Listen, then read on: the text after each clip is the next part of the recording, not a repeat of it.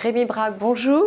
Bonjour. Membre de l'Institut, vous êtes spécialiste de la philosophie grecque et de la philosophie médiévale, arabe et juive. Auteur de plus de 20 essais, dont Modérément moderne, vous publiez chez Flammarion un ouvrage intitulé « Sur la religion, approchez, elle ne vous mordra pas ». Rémi Braque, dans votre livre, vous vous concentrez sur 3 religions monothéistes. Qu'est-ce qui fait que les chrétiens sont chrétiens, les musulmans musulmans et les juifs juifs? C'est la question à laquelle j'ai voulu répondre. On appelle maintenant chrétiens, juifs, musulmans un petit peu n'importe quoi, ou n'importe qui plutôt, des gens qui ont avec leur religion une relation plus ou moins distante et en tout cas assez hésitante. Alors j'ai essayé d'isoler, c'est une entreprise risquée, mais enfin je l'assume, d'isoler justement ce qui fait que ces gens-là ont la religion qu'ils professent, à savoir quelque chose comme un dogme. Alors le mot n'a pas très bonne presse maintenant, ça veut simplement dire un certain nombre de croyances fondamentales, telles que si l'on se place en dehors d'elles, eh bien on cesse d'appartenir aux religions en question. On peut tout au plus se prétendre héritier d'une culture chrétienne, d'une formation juive, d'une origine musulmane si l'on veut. Mais il y a des choses que l'on est d'une certaine manière obligé de croire si l'on veut absolument être juif, chrétien ou musulman. Si on doit malheureusement un petit peu résumer, un chrétien par rapport à un musulman, par rapport à un juif. Un chrétien, c'est quelqu'un qui croit que Dieu a dit son dernier mot dans Jésus de Nazareth. Ce n'est pas simplement quelqu'un qui se sent héritier de la culture chrétienne, de la civilisation chrétienne, etc. Ce sont des choses très bonnes. Je crois que le bilan est plutôt positif. Globalement positif. Un musulman, c'est quelqu'un qui croit que Dieu a dicté le Coran à son prophète Mahomet, lequel est le bel exemple dont la conduite doit, ou en tout cas peut, être imitée par tous les croyants. Un juif, c'est quelqu'un qui croit que la loi de Moïse, telle qu'elle a été précisée par les rabbins au début de l'ère chrétienne et en gros jusqu'à la clôture du Talmud vers 500, si vous voulez, en gros, l'oblige, si je puis dire. Ce sont des règles de vie qu'il est censé suivre. Il peut en prendre ou en laisser, mais enfin, il doit considérer que c'est le bon mode d'emploi de la vie, si je puis dire. Alors, il y a une différence, c'est le baptême. Vous rappelez que pour les religions chrétiennes et juives, ce sont les parents qui décident pour l'enfant. En revanche, dans la religion musulmane, vous nous apprenez qu'il n'y a pas de baptême. Qu'est-ce qui fait cette différence? Il n'y a pas de baptême dans l'islam parce qu'il n'y en a pas besoin. Parce que tout homme est supposé être musulman de naissance.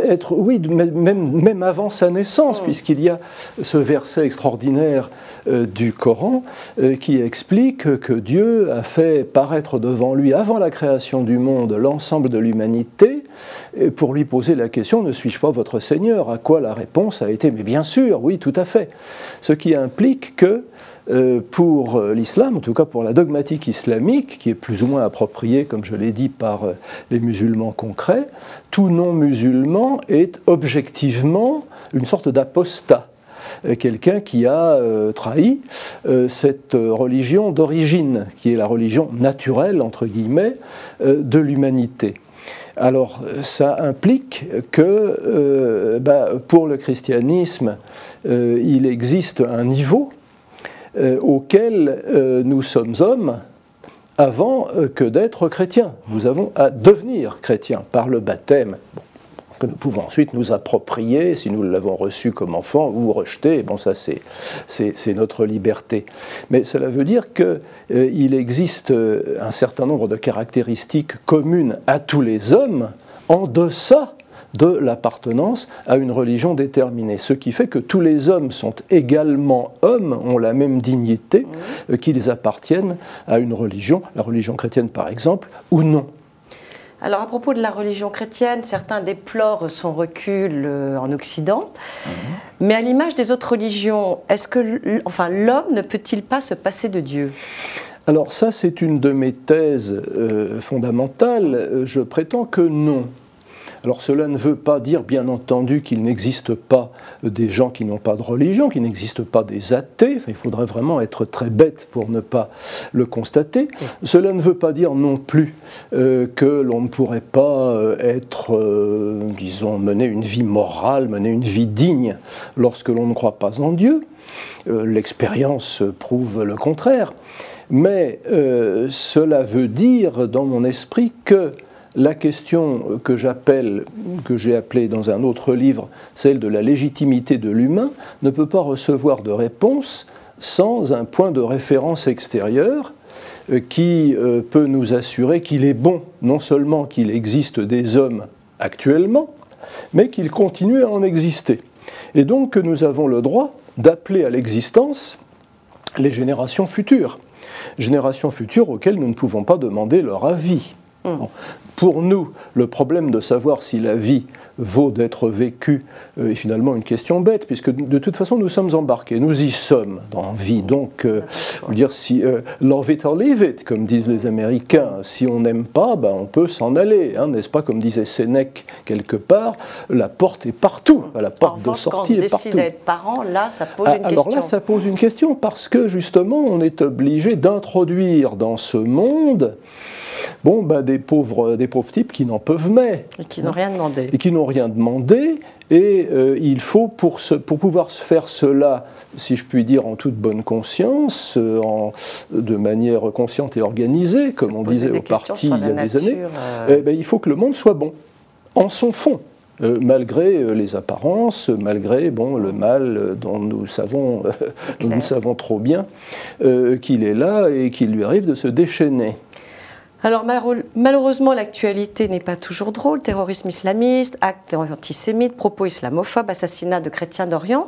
On se pose la question, la religion est-elle intrinsèquement violente ? Ça m'énerve toujours quand on dit la religion, presque autant que quand on dit les religions. Mais c'est la même chose, parce qu'on met dans le même panier des choses qui n'ont pas grand-chose à voir les unes avec les autres. Par exemple, une religion qui admet les sacrifices humains, comme l'était la religion des anciens Aztèques, ou comme l'était celle des Carthaginois, que l'on relise Salammbô de Flaubert, est-ce qu'on peut la mettre dans le même panier que le bouddhisme, qui a un respect absolu de la vie, même de la vie la plus humble. Vous savez que certains moines ont une petite balayette pour écarter les insectes devant leurs pas, de peur qu'ils ne les écrasent. Alors dire tout ça, ce sont des religions, sont les religions, il n'y a pas d'autre mot. Il n'y a pas d'autre mot. Alors j'ai bien été obligé dans mon livre d'appeler ça religion, plutôt que d'appeler ça, je ne sais pas, petit pois ou enclume ou écureuil. Enfin, vous faites remarquer dans votre livre que de toute manière, avant l'apparition des religions, la violence était là. Et qu'un monde athée ne serait pas l'assurance d'un monde en paix. Écoutez, le record du monde, le record de l'histoire des massacres est quand même détenu par le léninisme en sa version stalinienne, et par le nazisme, deux régimes qui voulaient être athées et qui avaient même le projet d'éradiquer la religion. Nous savons très bien que Hitler, s'il a commencé par les Juifs, avait pour intention d'en finir avec les chrétiens, après la victoire. Pendant la guerre, il lui fallait les ménager, de même que Staline d'ailleurs a ménagé l'Église orthodoxe pour booster le sentiment patriotique pendant la Grande Guerre patriotique. Alors religion et violence, mais ça dépend. Des gens qui appartiennent à une religion peuvent être violents, nous en avons des exemples tous les jours. Est-ce que nous pouvons attribuer ça tout de go, sans nuance, au fait qu'ils croient en cette religion ou en une autre? Il faut regarder de plus près et distinguer entre les religions, se demander s'il y a en elles des germes de violence ou cela, comment ça peut se développer ou au contraire être tenu en respect par d'autres facteurs. il faut la mille nuances. Dire les religions sont violentes, alors là, ça me met hors de moi. On le voit. Ça me rendrait presque violent. Oui. Ah non, surtout pas. Non. Alors, pour la majorité des musulmans, la séparation de la religion et de la politique n'existe pas. Or, vous nous dites que ce principe n'est guère plus ancien que les frères musulmans fondés en 1925. Peut-on imaginer un islam en France qui accepte les lois de la République ? Bon, alors là, ce sont plusieurs questions. Oui. D'abord, ce que j'ai voulu dire, c'est que le fameux slogan l'islam est religion et régime politique, din wa dawla, ça a été inventé, en gros, par les frères musulmans. Donc pas si vieux que ça. Non, ça a un siècle. Voilà. Bon, mais, alors, l'islam ne contient en ses sources aucune indication sur la nature du régime politique souhaitable. Historiquement parlant, bon, et maintenant encore, ce sont des monarchies, que ce soit des rois ou des dictateurs ou des numéros 1 sous différentes couleurs. Bon.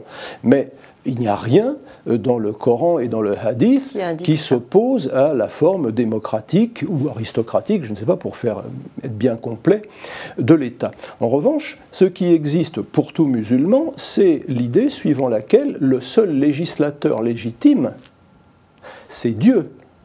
Et que face à ce législateur tout-puissant et omniscient, eh bien, aucune décision législative humaine ne fait le poids. Oui, aucun donc parlement, la loi de Dieu etc. l'emporte sur la loi humaine. Et donc, même dans une démocratie islamique idéale, bon, qu'elle existe ou qu'elle soit rêvée en Iran, qui est en fait plutôt le régime des mollahs qu'une véritable démocratie, bon, dans un régime comme cela, chaque député, par exemple, venu au pouvoir par une élection en bonne et due forme, se sentirait quand même tenu en conscience de faire passer avant tout l'obéissance à la loi de Dieu telle qu'elle se manifeste dans le Coran et dans les hadiths. Pour revenir à la France. En Occident, les musulmans, les gens que nous appelons musulmans et qui ont avec leur islam une relation aussi nuancée que les chrétiens ou les juifs ou les bouddhistes, je ne sais pas, avec leur propre religion, ces gens-là se sentent un petit peu pris entre deux feux.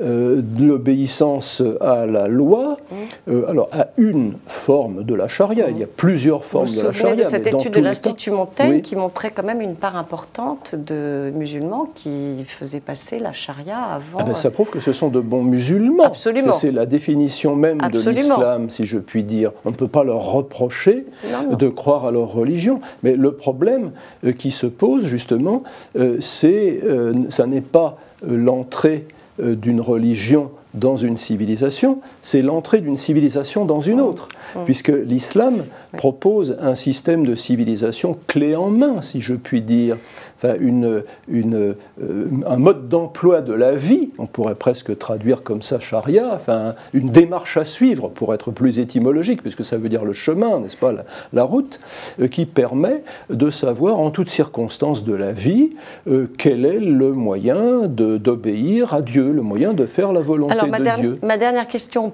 aura un lien avec la précédente. Dimanche, lors de la Journée mondiale des migrants, le pape François a rappelé la nécessité d'accueillir les immigrés, et cela aux grandes dames de certaines personnes, et notamment même, enfin pas notamment, et même chez les chrétiens. Oui. Est-ce qu'on peut avancer que le pape pêche là par naïveté ? Écoutez, ce qui est sûr, c'est que son boulot, ce pourquoi il est payé, si j'ose dire, c'est d'énoncer des principes. D'énoncer des principes. Alors ceci dit, comment appliquer ces principes dans des situations concrètes ? Dans des pays dont la situation est variée. L'Italie est en premières loges, si je puis dire. Bon, la Suède en est ailleurs. Il y a des pays en Europe qui ont un passé colonial, à commencer par notre bel Hexagone, et d'autres qui n'en ont aucun, justement, comme la Suède que je viens de nommer. Bon, comment les choses se passent de manière concrète. Là, vraiment, il y a tout un monnayage à effectuer et le pape ne peut pas se permettre, n'a pas, je crois, ni les moyens moraux, si je puis, ni l'autorité morale, ni les moyens intellectuels de dire, bon, bah, à cet endroit, il faut fermer le camp, à un autre endroit, il faut distinguer entre les demandeurs d'asile, les gens qui demandent de meilleures conditions de vie économique, et puis peut-être 2 ou 3 cinglés qui ont envie de se faire sauter. Il est dans son job, comme vous dites, pour rappeler les principes, voilà. le principe, mais après, on ne peut pas lui demander d'entrer dans les détails, d'imposer des détails. Et puis surtout, la question est de savoir à qui s'adresser, si vous voulez. Lorsque je dis bah, tu dois accueillir celui qui est en danger de mort, bon, il y a une chose là qui ne se négocie pas. Mais de là à dire que n'importe qui a le droit de s'installer n'importe où, sans éventuellement se sentir obligé de respecter les habitudes, les mœurs ou les lois de l'endroit où il est, bon, ben, il y a quand même un fossé entre ces deux choses. Bon, votre réponse est tout à fait claire. Rémi Brague, merci et au revoir. C'est moi qui vous remercie et quand vous voulez. Merci.